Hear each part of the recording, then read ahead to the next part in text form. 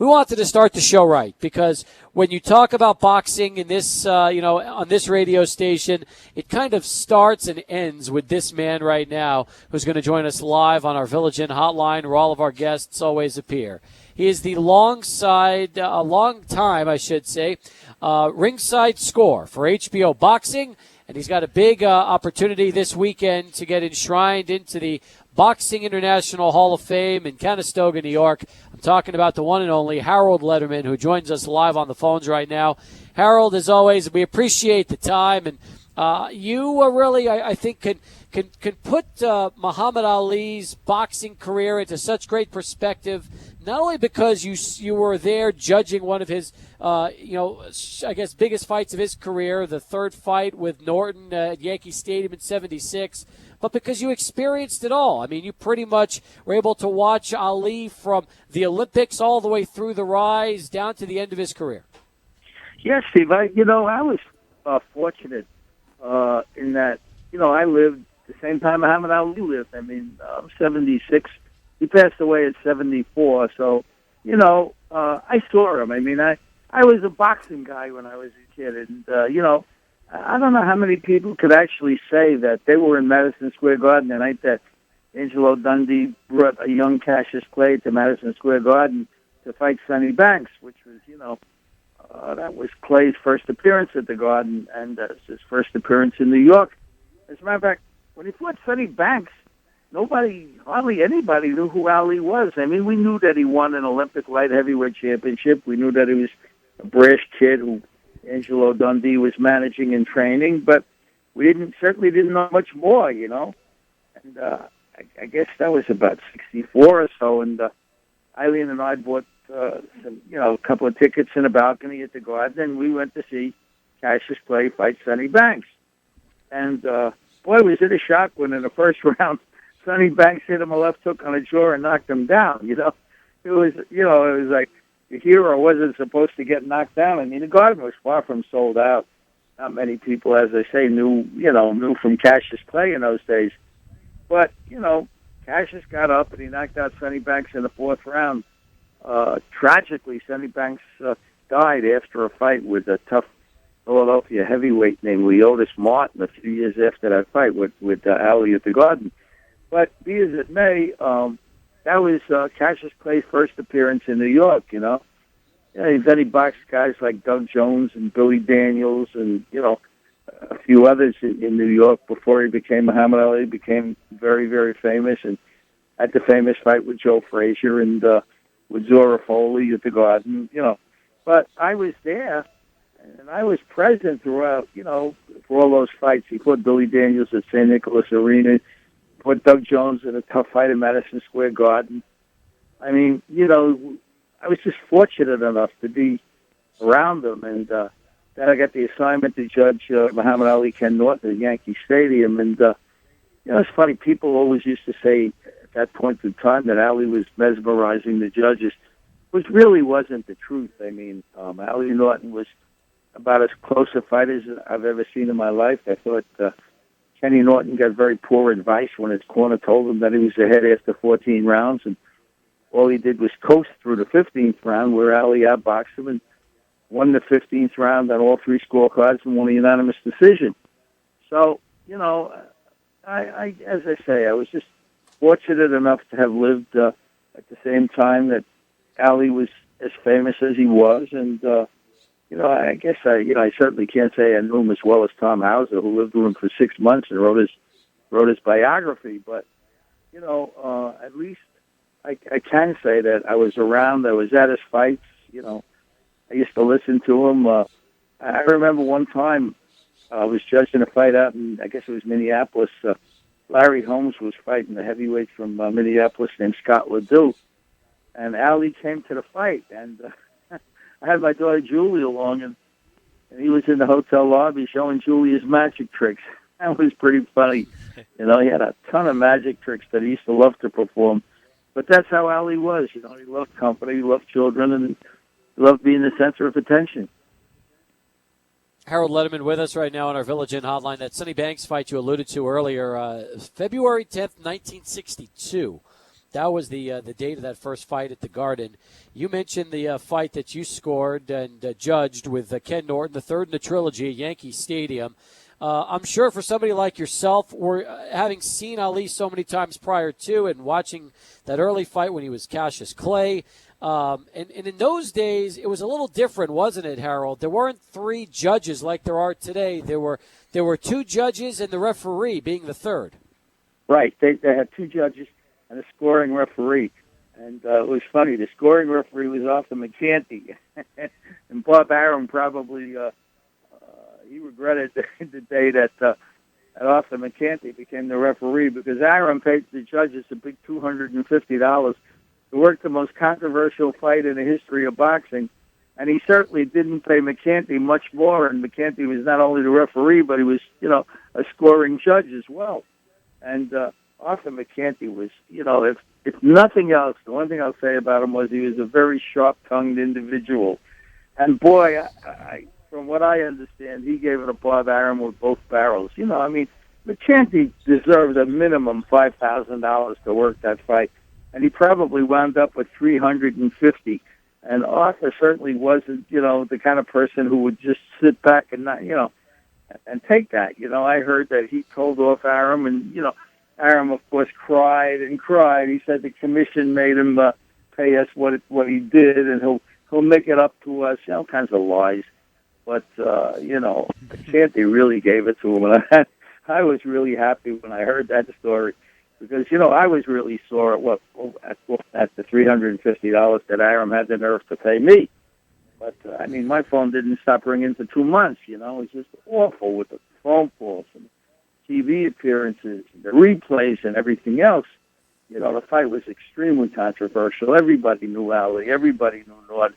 Everybody knew that Norton had broken Ali's jaw, and in the first fight, and it was just a huge fight. There was a policeman strike going on in New York City at the time, and there were all sorts of problems outside of Yankee Stadium that night with the robberies and the muggings and everything else.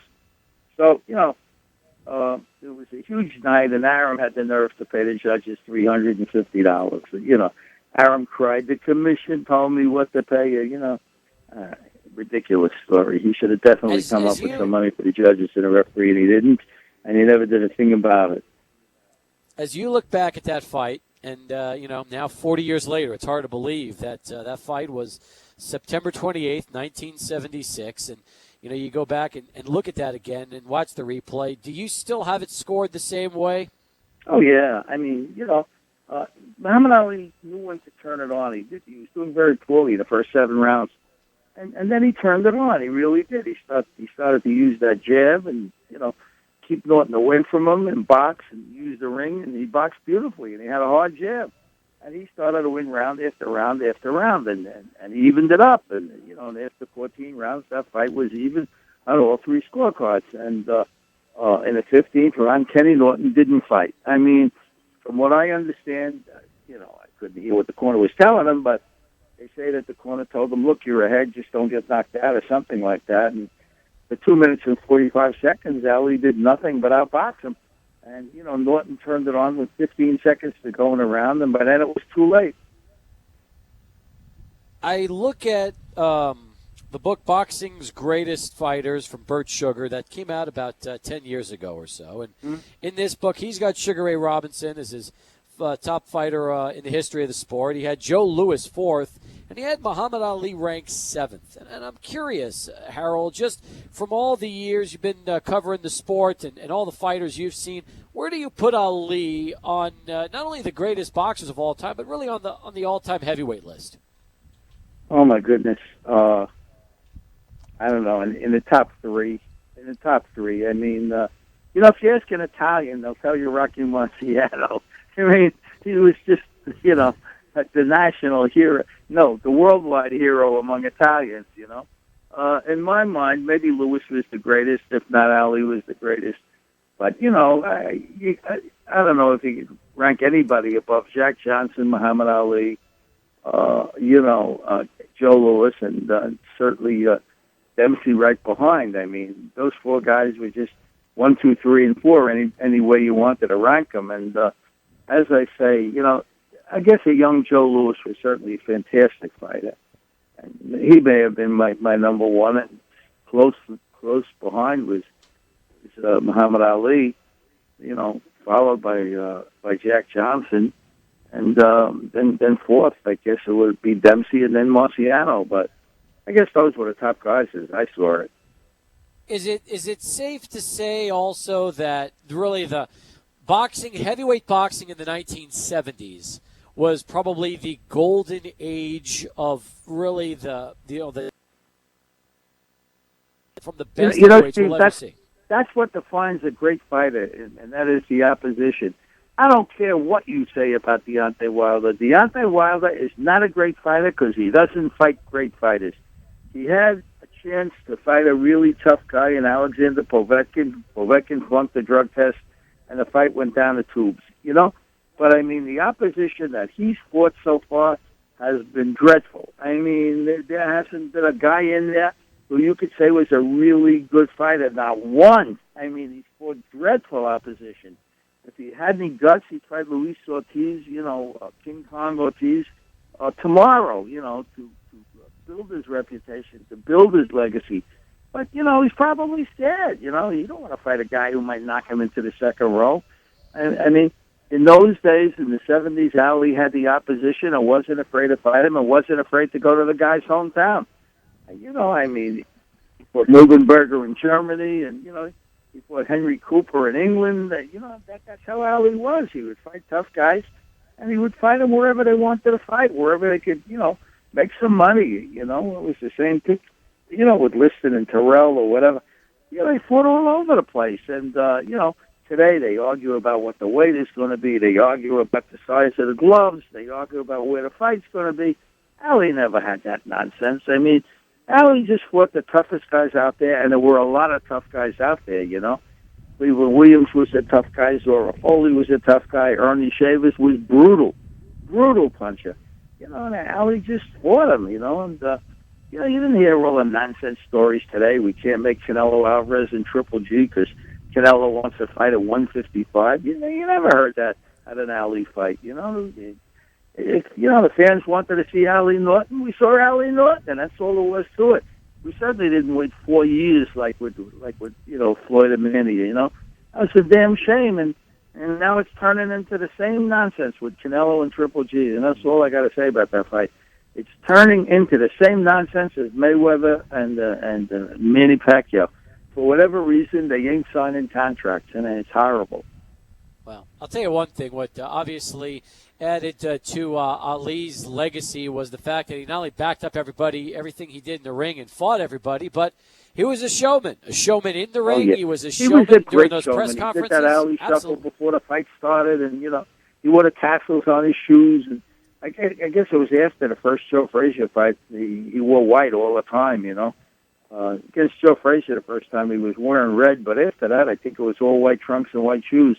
And he was a showman. There's no doubt about it. The way he fought, the way he carried himself, the way he boxed, he was a showman. And he was a great showman. And like you said, he wasn't afraid to fight anyone, It was none of this nonsense, I want to fight at 155. What kind of crap is that, It's a horrible excuse not to fight. That's what it is. I heard great stories about the Frazier trilogy, especially knowing that in the Garden in those years, it was such a hot ticket that my dad told me he saw the fight at the Felt Forum because that's where they had the overflow on Closedcircuit. The fight was right next door at the Garden. Right. They do that today with, when Manny Pacquiao fought Floyd Mayweather, it was so sold out, at least it was supposed to be, that they were selling closed-circuit tickets in the same hotel. They showed it on closed-circuit in the ballroom, and that was sold out. But, closed-circuit's an interesting medium. My daughter Julie watched one of our pay-per-view fights recently at a movie theater in Fort Lauderdale, and she said it was tremendous, big screen and really good transmission. So closed-circuit's become a really good second choice. If you can't get in to see the fight, you just can't afford to see the fight, So there's just nothing wrong with it. They use big screens, and, a lot of fans get together and they can cheer the fight and do all that good stuff. So, it's the second best thing to being there live.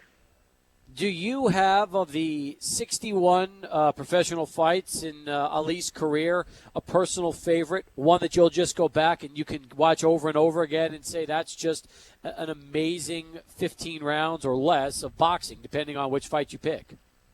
Well, so many of Ali's fights were very, very exciting. There's no doubt about it. I mean, I won't watch Larry Holmes or Trevor Berbick again because, he shouldn't have been fighting. But, without doubt, I watch the Frazier fights. I do, every so often. And, every once in a while I'll turn on the Ron Lyle fight at Madison Square Garden, which, not Ron Lyle, Oscar Bonavina at Madison Square Garden, which was such a sensational fight. Ali knocked him out in the 15th round, and absolutely great fight. Now, we've got a request on Twitter, and that says, can you please have, this is from Fernie, by the way, at Long Live Fernie on Twitter, can you please have Harold Lederman say, all right, Jim, like he says after every round. Great interview, by the way. Okay, Jim. There you go, Fernie. Let's say, okay, Steve. I want him to say, okay, Steve. Okay, Steve. Thank you. Thank you, Harold. Thank you, Fernie, for 30 that. years I've been living on HBO going, okay, Jim. That's awesome. And hopefully another 30. So as far as you're concerned, you'll be doing this. You can do this as long as I'll let you, and that's the best part. You've got a big weekend in upstate New York this weekend. We touched on that the last time we had you on the show to talk about that Canelo fight, and that is your Hall of Fame induction. And I know this means the world to you and to a lot of people out there. I was in Vegas when you were inducted into that boxing Hall of Fame, and I remember how emotional you got on the acceptance speech when you were talking about that. That was the same same night they inducted Stallone, among others, and that was fun to be a part of that. And I could just imagine what this weekend's going to be like for you in upstate. Well, I'm thrilled to death about it. I got so many people to thank, including you. I mean, there were so many people that helped me along the way, Steve. It's just amazing. And, you can't stand up there all day. I mean, people want to get to the next inductees, and certainly they don't want to be there till the middle of the night. So, it's hard to go on and on and on. But, there's just so many people that helped me over the years that I just, owe so much to. And it's a huge thrill, no question. If you've never had the chance to go upstate, do you recommend a Hall of Fame trip? Go stop off at Cooperstown at the Baseball Hall of Fame, and then make sure you stop by Canastota and check out the Boxing Hall of Fame. Yeah, they're only about 15, 20 minutes apart, so certainly you can do it. I've never been to Cooperstown. I've been to Canastota a zillion times. This is their 27th Hall of Fame induction, and the whole town comes out. And, the whole town participates in the induction ceremony. They work as ushers. They take you anywhere you want to go. They help you. I mean, they run the parade. They run the 5K race that they have there. They run the golf tournament that they have there. The Hall of Fame weekend, which they have every year, I guess it's the second weekend in June every year, is just an amazing thing for the town of Canastota, which is really a little sleepy town. But, it just came so alive with people coming from all over the world. And they come year after year after year. So you meet boxing fans from England and France and Germany and all over the United States. And, it's just an amazing weekend where boxing fans will all get together.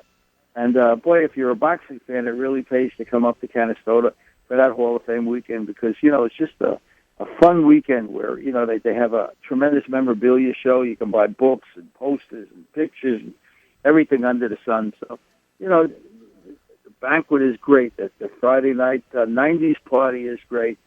They have, a lot of Olympians, a lot of world champions come. Mickey Water's always there. Marvin Hagler's always there. And you get a chance to schmooze with all these great fighters. That's awesome. Hey, I've got a recommendation. This year, why don't you hit Cooperstown and check out the Baseball Hall of Fame, especially if you've never done it before. It'd be an awesome opportunity to do, get the best of both worlds and really take it all in. Yeah, it probably is a lot of fun. There's a good chance maybe on Monday on the way home I'll certainly try to stop off at Cooperstown.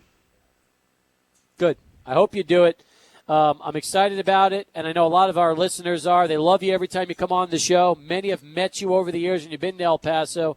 And as always, Harold, I can't thank you enough for coming on and sharing some of your memories of Ali. And we really wish you the best. Unfortunately, I'd like to come on at a better time. It's sort of it's sad, Steve. It really is. Yep. We lost a great American, a great human being, a great fighter, but just, a great person, a person that did so much for the world. And it's sad, especially when you see all this crap that goes on in the world today. I think that, for example, the Aqib Talib situation is a horror story. A guy of his stature to be where he was and get shot in the leg is just, it's horrible beyond belief. You could see second-string players do that, but not all pros. And here you had a Muhammad Ali who did so much for sports and did so much for boxing and did so much for the poor and for the world and for everything else. To get us out of Vietnam and so it's his passing is very, very sad, and I feel terrible for his family. If it wasn't for that Hall of Fame weekend, I swear to God, maybe Layla would invite me to the funeral. I'd certainly love to be there. I hope that ESPN sends you there on Friday. Certainly we all should be there for Muhammad, but be as it may, he was a great individual and will be missed terribly. And the next time I'm on with you, Steve, something Yes. a little bit gayer has to be going on. Yes, I will work on. We'll make sure we do it after something big. We're not the Triple G Canelo fight. We'll be talking about that. Yeah, hopefully. good. Don't hold your breath. But that would be, don't would be nice. Don't hold your breath is right. You ought to have Canelo on with a Spanish interpreter and say, Canelo, what the heck is going on? I hear you. All right, Harold, all the best. Take care, and thanks as always for the time. Thank you, Steve. Harold Lederman. There's nobody else like him, folks.